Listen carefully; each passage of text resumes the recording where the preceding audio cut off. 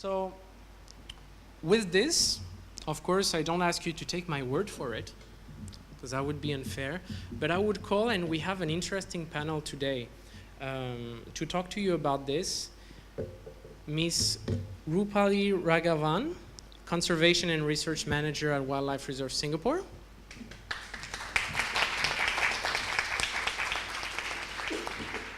Dr. Hui Min Lee, Head of Sustainability Southeast Asia at IKEA.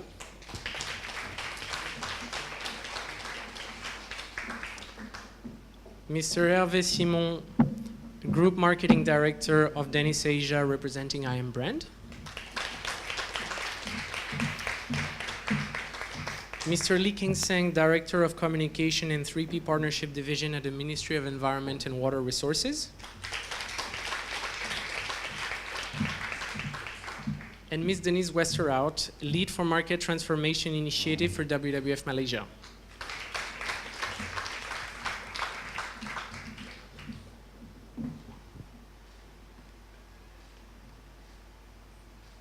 Thank you very much. Everyone has a seat, right? We have the right number, perfect.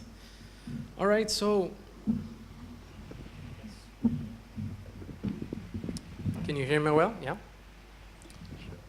So we're going to start the discussion, right, with the view of the companies. So we're going to have a discussion for around 7 to 10 minutes for each panelist, and then we'll have a time for Q&A at the end. So the theme of this panel discussion is developing viable solution with SASPO for the sourcing and use of 100% sustainable palm oil. So for this, I will ask first the companies to tell us a bit more. Why have you joined SASPO? And what would you like to see achieved through this alliance for it to be a success? So since we're at Wildlife Reserves today, maybe we could start, you can make us the honor, Rupali, to tell us why you have joined and what you would like to see achieved through the alliance. Thank you so much, Gregory.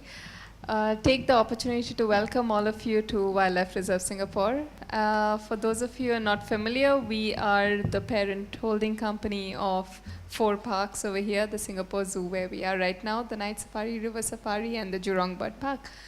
Apart from the care that we give for wildlife in our collection, conservation and sustainability is part of our vision, mission, and values. Sustainability and conservation work hand in hand with protection of wildlife and their habitats.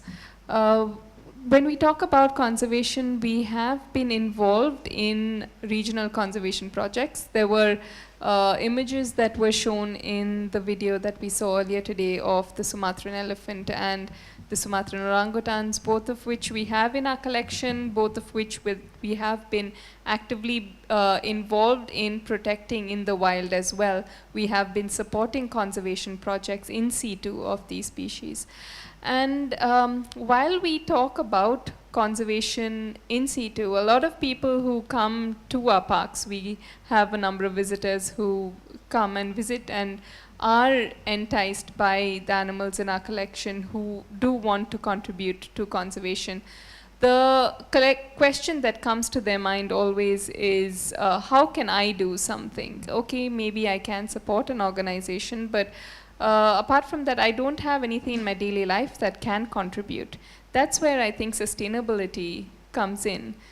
We living in the cities that we are, slightly remote from wildlife or habitats, do have an impact on the habitat as well as wildlife in terms of unsustainable practices that we have in our lifestyle. So making a change and choosing to be sustainable is a way in which we can contribute in our daily lifestyle to conservation as well.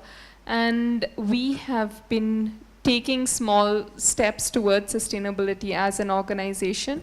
And the Singapore Alliance for Sustainable Palm Oil sounded like a perfect platform for us, as we're constantly exploring on ways in which we can be more sustainable, and ways to improve our best practices.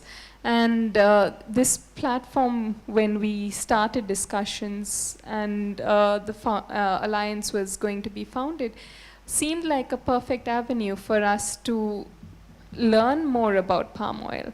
When we started discussions about the alliance, we weren't aware about how complex the sustainable palm oil industry is. We believed that we were using sustainable palm oil, but we didn't know that it wasn't the best sustainable palm oil. We weren't aware of the various categories that were there. The discussions with the alliance actually helped us learn considerably about the market and the palm oil industry. And we have been able to, I'm proud to say, ensure that we have got certified sustainable palm oil. All the cooking oil as of September of this year has been shifted to segregated certified sustainable palm oil, and that was thanks to a lot of learning that we had from the alliance. And we hope that in future, in multiple various avenues, we will be able to share with the industry as well as learn from the industry. And that's the platform that the alliance will provide to us and hopefully everyone else.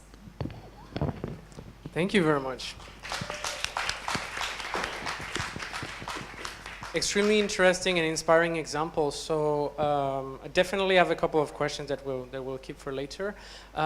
Maybe I could pass it on to Huimin. Fantastic story of IKEA sustainability engagement. I would ask you the same question as the other. Thank you. Basically, what pushed you to join? And what would you like to see achieved? Because it's also about action, about what the Alliance will do rather than what it is really. Sure, thanks, Gregory. Good afternoon. My name is Hui Mian, and I'm responsible for sustainability in IKEA in the region, Singapore, Malaysia, and Thailand specifically. So in IKEA, we always start many of our projects and initiatives with going back to the vision. So whenever we have an initiative, we go to think about, would that initiative really help us to go towards a better everyday life for the many people? I think that kind of bind us back to whichever things that we do. So naturally, when it comes to palm oil, IKEA has been sourcing palm oil from the region for many years. So that means our suppliers, it's in this region. As a retailer in this region, where we look after the Singapore-Malaysia market, we are also in the consumer and retailer front. Meaning to say, from our perspective of suppliers, our co-workers, with people who works in our stores, and our consumer who live in the region, they are all affected by the issue of haze. And it's not only just about the haze, but it's really the entire supply chain that we're looking at. How do we then make sure that in the process of us doing our business, right from sourcing to retailing, we are able to ensure that we can be very proud to say how we source, what we produce, and what we sell to the consumer. It's something that does not bring adverse negative impact to the environment. So it's only natural that if we're part of the whole chain, we are also part of the solution to ensure that we do not contribute back to whatever negative impact that we have. That's the main reason. And there's also two other reasons why we think we should be actively in this initiative. The second one is IKEA has always been looking out for sustainable palm oil.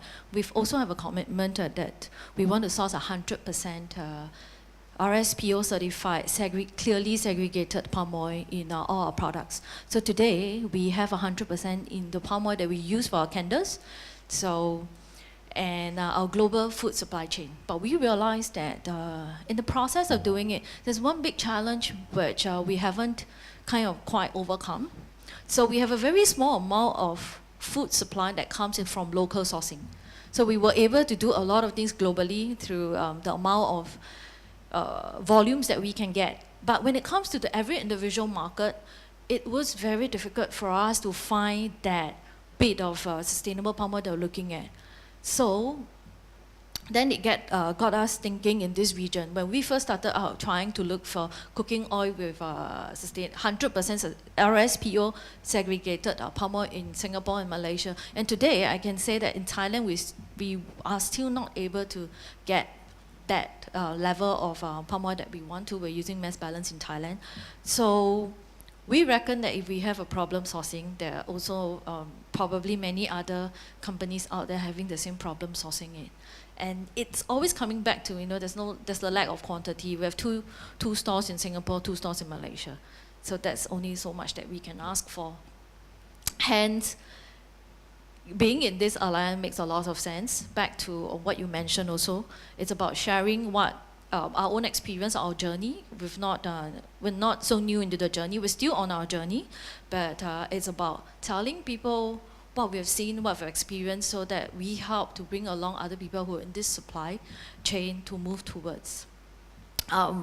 Particularly, I would say our own suppliers. When we finished looking at what we buy directly, meaning the amount of oil that we used in our curry puff and then our chicken wings. By the way, they are all fried with 100% RSPO certified segregated palm oil.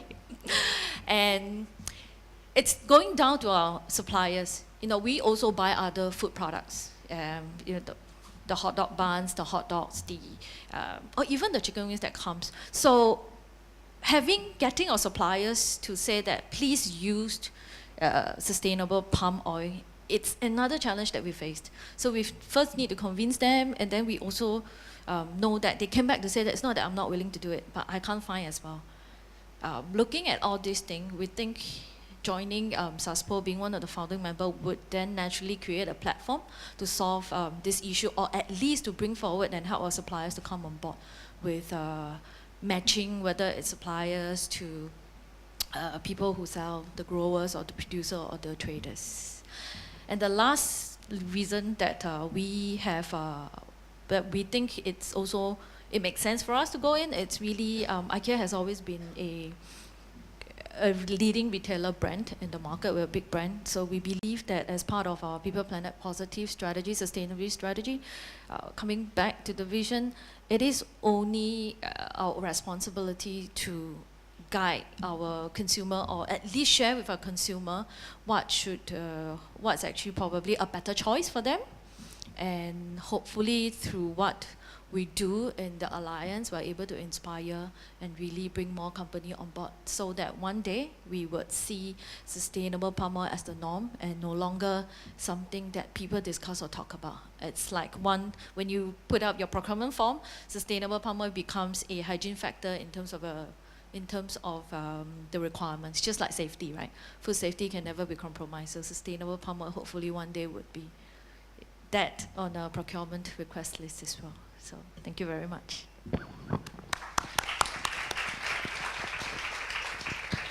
Thank you very much. It's very interesting to hear about how to engage your suppliers, how to engage your value chain, and that is what's really important, right? We're at this stage where we need corporate leadership, so that's great. So now turning to Hervé Simon from I Am Brand. So I will go with the same question. I'm really not original today. Why have you joined SASPO? And most importantly, now that you joined, because you may be happy to do something about it, what would you like to see achieved in the next coming years, 1-2 years, with this alliance or through this alliance? Yeah, I will start with the journey to sustainable palm oil. Because for you, probably I Am Brand is a very local brand, but in fact we are distributed in more than 30 countries. If you go to any supermarket in Paris, you will find some I Am Brand. And even if you go to a remote place like Tasmania, you will find on the last small store on the island of Bruni, you will find some shelf full of I Am Brand product. So speaking about Australia, we received a few years ago a phone call from a small NGO defending orangutan. They were asking us, they called us, they were asking us what were our policy for palm oil. And so eventually I pick up the phone and I discuss with this charming lady and say, are you sure you get the correct phone number? Because if you want to talk about sustainability of fish and coconut, we can discuss about that. We are working on that. But palm oil really, we are doing few hundred products. We only have less than 10 products with palm oil. And then our total year consumption of palm oil is 200 metric tons. I mean, you better talk with Unilever. They're doing few millions tons, 200 tons. And in fact, this charmingly was eye-opener because she convinced me and then I convinced the board of directors that in fact there is no small drop. Every drop makes a river and the river makes the ocean. And then we were working on, at that stage a few years ago on the turn to sustainability, the switch to sustainability. I say, okay, we are working on tuna, we are working on sardine sustainability, we are working on corporate governance. But I mean, there is a small ingredient where we can also do something. And then we decided alone, because at this time there was not alliance. So we have few information to say, okay, we have to certify our palm oil. And so it was a bit chaotic process, and we realized that we have to invest in the specific tanks, we have to do that and that and that. And at the end of the day, we managed 200 tons, we buy everything segregated, palm oil, certified, correct, so the job is done. In fact, it was not done, because when consumer contact you, yeah, okay, you buy certified palm oil, but you still have to bring the proof that you are really not buying some other kind of non-sustainable palm oil. Since you have to make your factory certified and so on. So I say, why is there anybody to advise us, And then when we were on that process, we were contacted by WWF. I say, yes, I'm doing only 200 tons, but I want to bring my testimony. I want to help a medium-sized company like us, or company which are doing very low volume of palm oil, that it is possible. And if you get the right advice at the right time from the right association, it will be not a painful process, but a very easy process to switch to 100% sustainable palm oil. So it means that we are small in the domain of palm oil. We are not a palm oil producer. We are not a palm oil trading. And it's a very small ingredient for us. But I think our experience is interesting, and we join the alliance to help companies which are in the same case than us.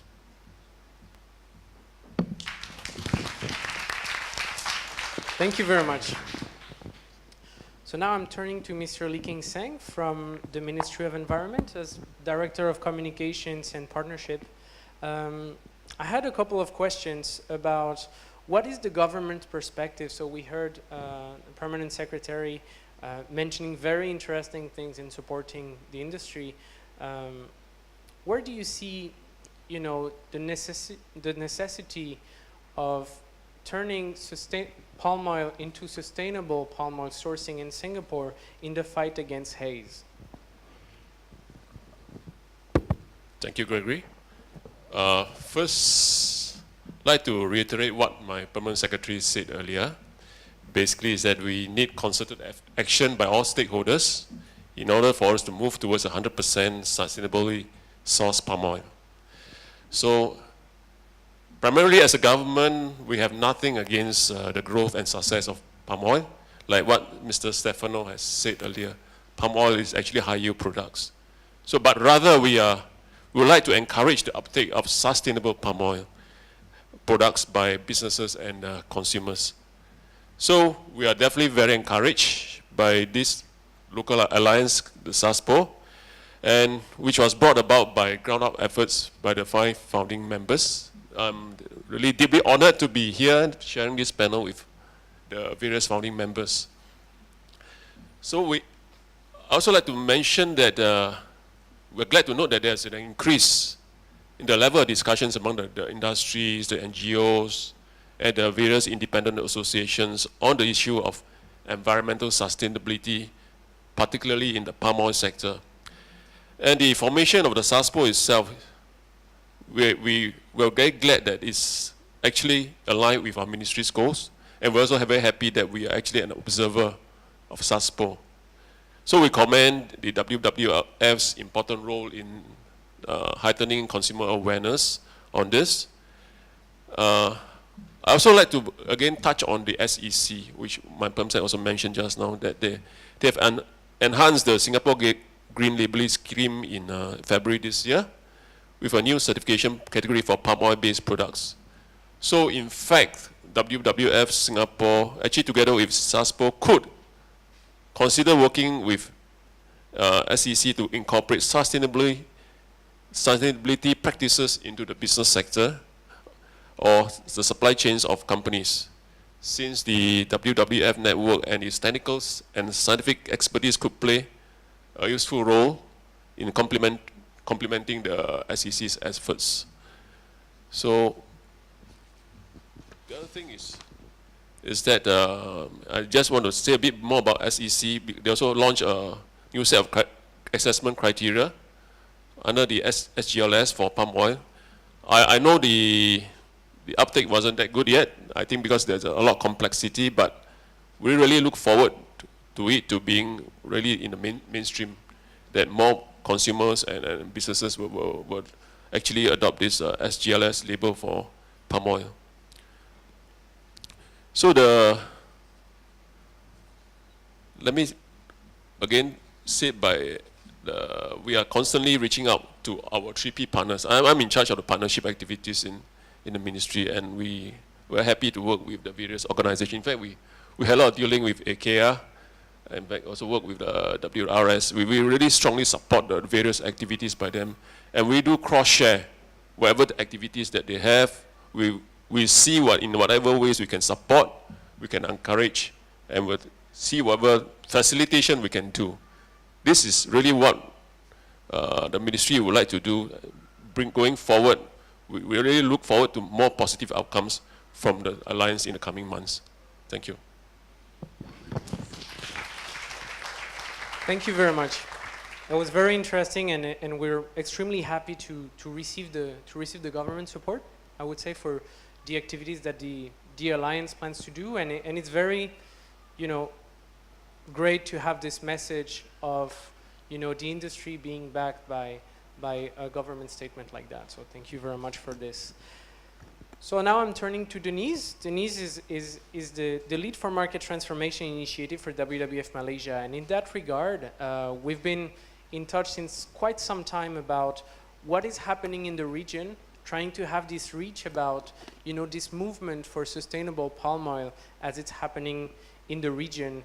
And we thought that it would be very interesting today to invite Denise to come here and to talk to us about, the momentum of the promotion of sustainable palm oil in the region, and especially in Malaysia.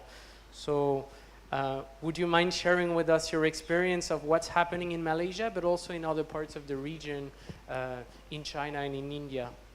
Thanks for having me here. The issues that we face in Malaysia is slightly similar to what we have here in Singapore, where it's predominantly consumer fronting and buyer engagement in the manufacturing industry.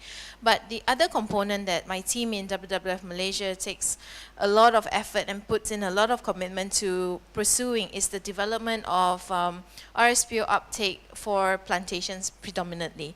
So in the past 6 months, we've seen quite a bit of movement and momentum growing. We recently developed a concept to create a trading platform to engage buyers with the plantations, based on the ZSL spot tool, the Zoological Society of London's spot tool. And this provides a ranking of the plantations based in Malaysia, specifically where we're looking at, in terms of how sustainable they are, whether they've got commitments towards improvements, and we're trying to engage these companies that have not performed as well to improve the way that they are managing their plantations and create a more specific focus on driving down the journey towards greater sustainability. At the same time, we'd like to use this tool to create a trading platform, a bridge between Malaysia, Singapore, China, and India to engage buyers to increase the uptake of sustainably produced palm oil. So we find that India is fast becoming one of the largest importers of palm oil in the world. They were a huge consumer, maybe second to Indonesia, and that's simply because of sheer population base. But the demand for CSPO is very low. So by creating this trading platform, our aim is to seek pilot partners in pursuing this by working together to create a partnership where the buyers can work together with the plantations, and maybe even traders can join to create an increase in demand in sustainable palm oil. because a lot of the issues that we are made aware of late is the lack of awareness, particularly in countries like India and China. We will extend the same platform and outreach and tentacles over to China, where we've engaged our partners there, and we're looking at engaging buyers. So it, of course, is in its inception phase. We've developed the TOR, but we're working on actually getting it off the ground. And we'd be happy to engage with any buyers, growers, traders, to see if they've got any ideas that can strengthen the platform that we have. Another second engagement that I'd like to share with you today is the smallholder enrichment program that we have ongoing with Sabah. As you know, the smallholder engagement is quite difficult. They're small, it requires some significant commitment both in funding and time and effort for smallholders to engage in RSPO certification, but we urge them to do so. So while we work on the ground with them on encouraging them to uptake best management practices and improve the way they harvest and manage their plantations, we've also managed to, in the past year and a half, convert almost 200 smallholders to certified smallholders through a program that we've partnered with an European company out of Germany. So the companies, for companies that are interested in this program, the ultimate take home is that you get to identify identity protected palm oil straight to the source. You can also engage with the communities that you're working on, and your conservation efforts as well as your commitments towards conserving the environment is strengthened by understanding how the smallholders can actually benefit from the work that you're putting in and the commitments that you've set aside. So while we understand that a lot of companies are moving to segregated, and we strongly applaud them for doing that, moving away from mass balance and book and claim, but the next step, and it's not very far away, the next step is really to go down the IP way. So this scheme actually enables a very clear path towards creating that possibility. We have mills engaged. There's already a framework readily available for companies that are seeking to identify their source of palm oil all the way straight to the location of the fresh fruit bunch and where it's planted. So moving away from just the issue of supply, which we are tackling, the issue of derivatives that are hard to come by, especially for segregated palm oil, we hear all the issues that the industry have put forward, and we are really trying to work on the ground with the growers to encourage them to identify the opportunities that lie. It may not be in the next 6 months, but it's definitely looming up ahead. And if we can identify champions in each of these sectors, we will be able to make significant headways in the next 2 years. But even without doing that, we have received positive market feedback on the work that we've done.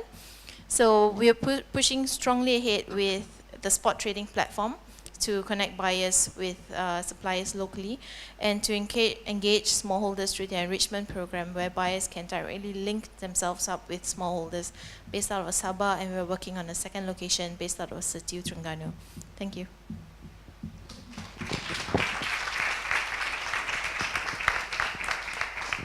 Thank you very much. So extremely interesting. What the great thing about now that we're in this process of alliances is that we can connect some of the like-minded companies that we have in Singapore to various projects across the region that will help us, to really, solve some of the issues and promote sustainable palm oil in markets where at the moment there is nothing. So thank you very much. I would like to open the floor now, the floor for questions. I'm pretty sure there must be some questions for our companies or the government or Denise. So. Yes, over here.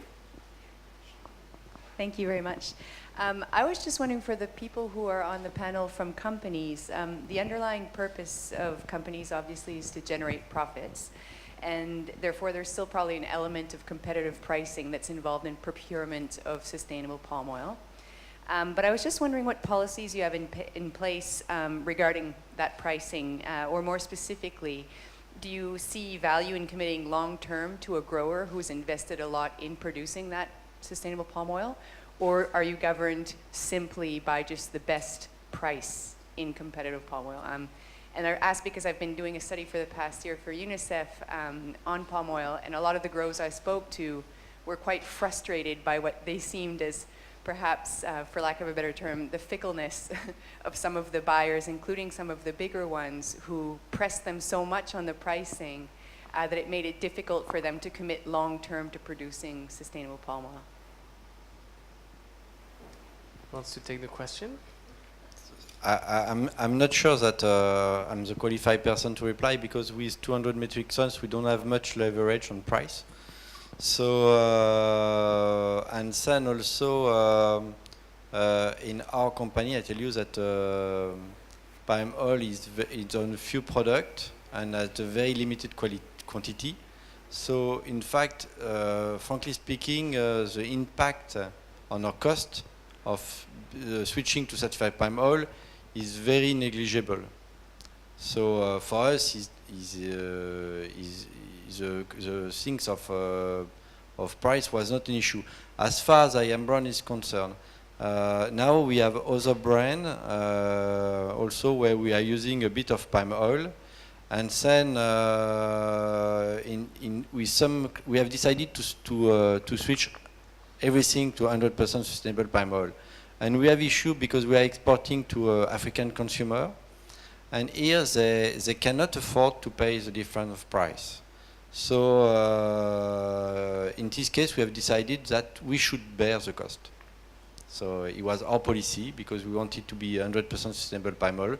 So basically, I will say there is a three case of figure. If you have a product with a premium price and quality like I Am Brown, you can afford to bear it. You have also some solution where you share with your client, so you share the cost with the client, because everybody at the end is interested in the end of the haze and in the end of the deforestation. So it's basically where we are aiming. And then the third case is where you can bear completely you have to bear completely the cost because your consumer cannot afford it. Okay, I think while cost is definitely an important factor in our procurement decision, but I would say it's not the only factor that we consider in all the procurement, not only just sustainable palm oil, but as IKEA, when we procure, of course, we want the best price as well, but what we always say is low price, but not low price at any cost. So it's really about the different, we have a matrix that kind of look into various aspects of our suppliers. So for example, other than just sustainable when it comes to palm oil sustainability, we also have our code of conduct, which is the I-Way. It's the code of conduct for a supplier. So it's the minimum requirement that you need to make before IKEA will consider even buying from you, regardless of how low your price can be. So since we've been operating on this long-term partnership that we look, whenever we go to a supplier, we try to tell them, yes, we do have very stringent requirements, but what IKEA can then let you know is that we're not in for this short-term contract. You might be interested in the IKEA contract for the first year, the second year, but if you are able to meet our standards, probably we would be able to have this long-term partnership. And sometimes we do co-invest into some of the facilities if you look back into trading.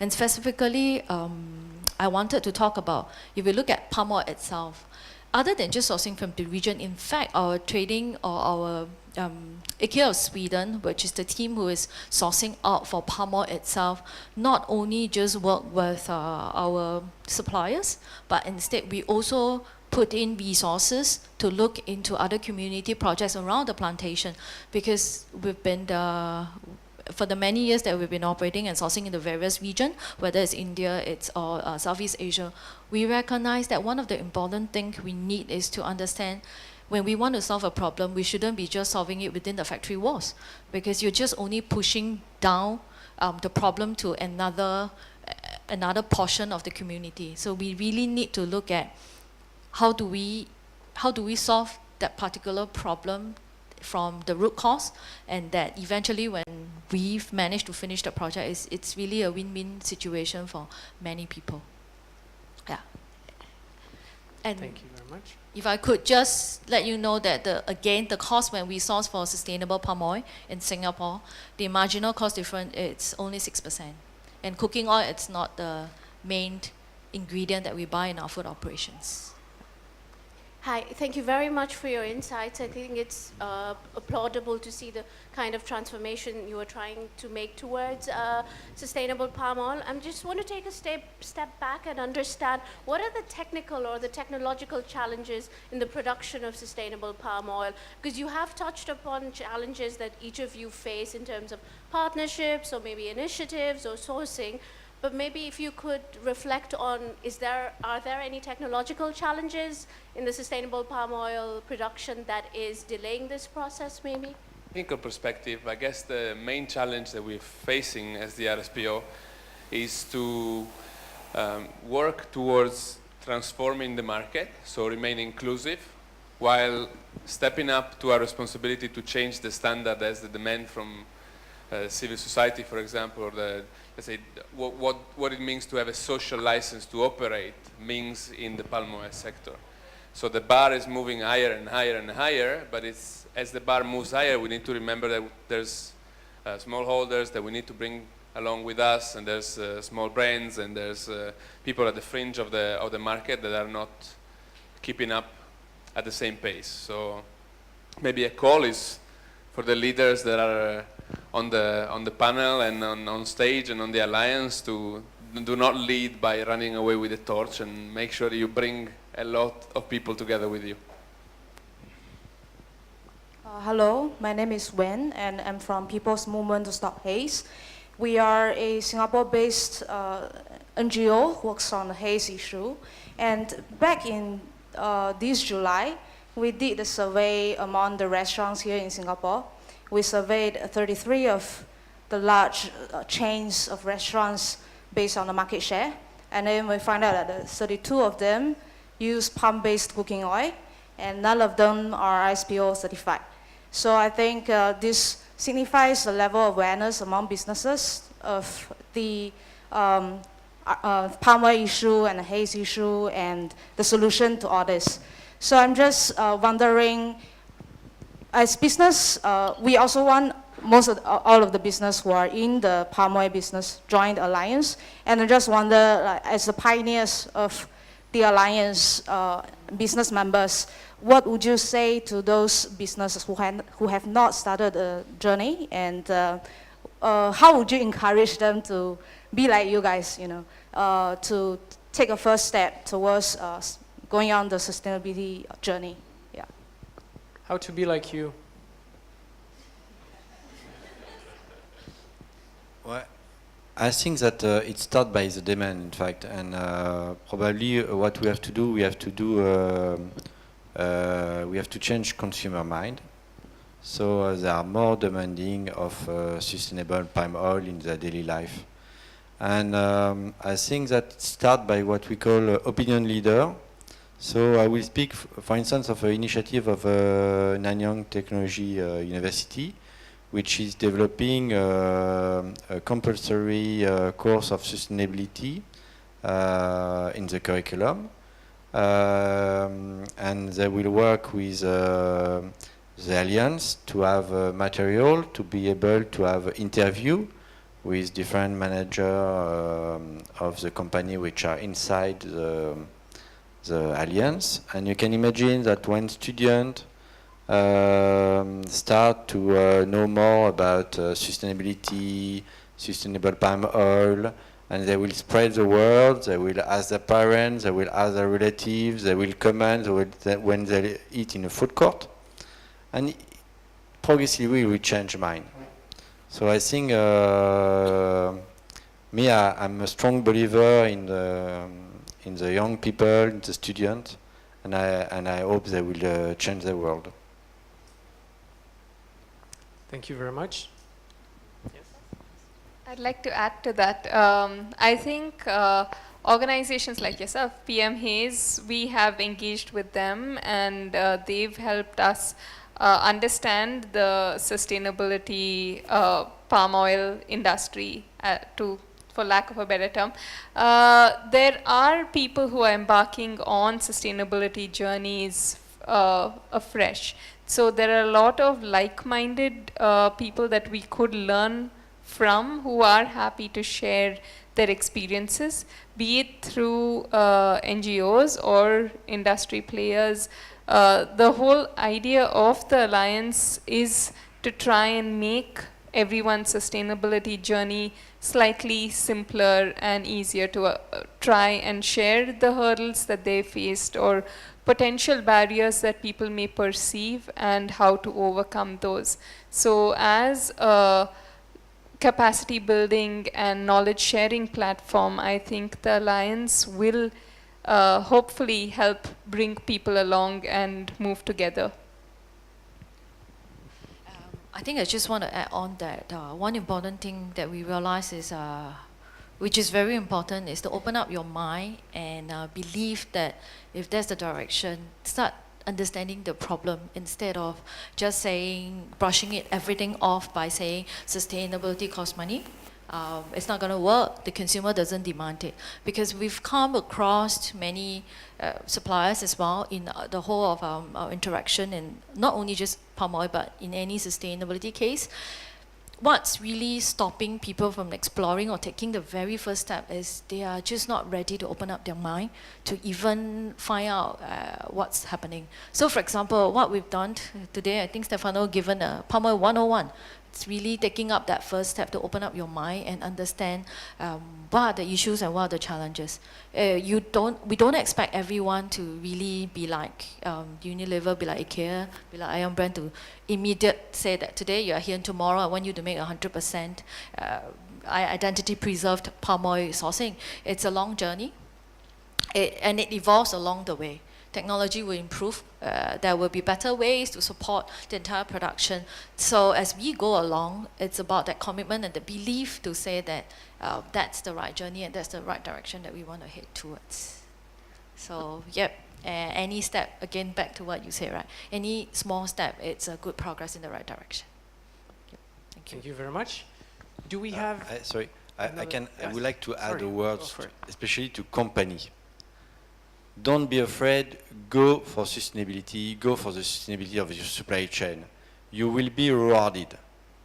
I mean, it will make your brand stronger and it will make your business model safer. You are here to work for long terms. And then the company will like you, your consumer will like you when the haze will be back, because the haze will be back, unfortunately, will not get rid in 1 year, 2 years. And also everything has its reward. You can see that in 2017, the company will have to make, the public listed company will have to make a ESGS report. But don't be fooled, every company will have to do it. It's like audited report in the past, it was only for public company, now it's for everybody. And if you want the money, if you want the bank to give you facilities, they will ask you for a SG report. So play the sustainability will make your business model stronger and safer. Thank you very much. All right, I think that was a great statement. Thank you very much for that. Do we have another questions?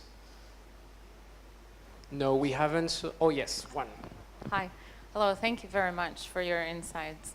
My question is probably mainly to Denise. What are the issues that stakeholders, small farm holders face that prevents them from engaging on sustainability journey, let's say, to making their production of palm oil more sustainable? What are the issues? Why? Maybe it's cultural or technical. If you can share, that will be very interesting. Thank you. Okay, thanks for the question. First and foremost, it's not cultural. It's more of the lack of awareness that there is that level of certification out there. The issue that drives the main driver of smallholders doing the business is for profits. So when you talk about certification and the journey to certification and maintaining that certification, unfortunately it does eat into the profits that they eke out from the 2-5 hectares of land that they have. Most of them are very small. So we find that to address that issue, that is really the main issue. The two issues: awareness. So we go down on the ground, talk to them about BMPs, best management practices, encourage them to take up good agricultural practices, just to change a little bit of the ways that they harvest and plant. You know, using the right amounts of herbicide and pesticides, using the right type, not planting near the rivers, maintaining good records of the business that they run, how much fresh fruit bunches, just putting in good management practices as a start. So once they're more aware of how business can be better managed, then we talk about group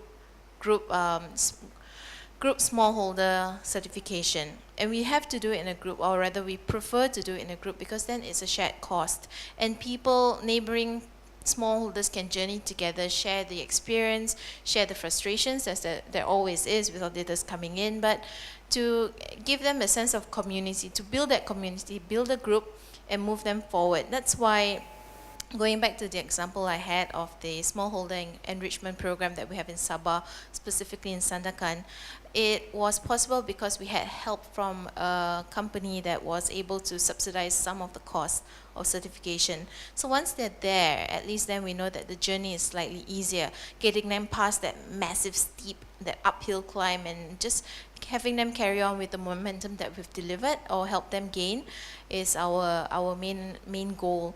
So to summarize, it's really the lack of awareness of why they need to do it, or even the fact that it's available to be done, and the initial commitment of resources, both effort, time, and finances.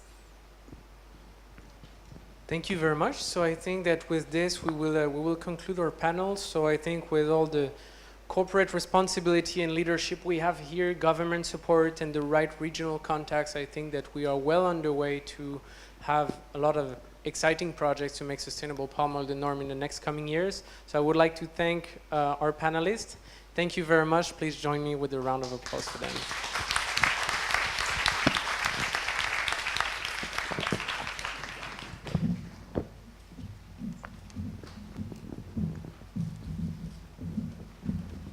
Thank you very much.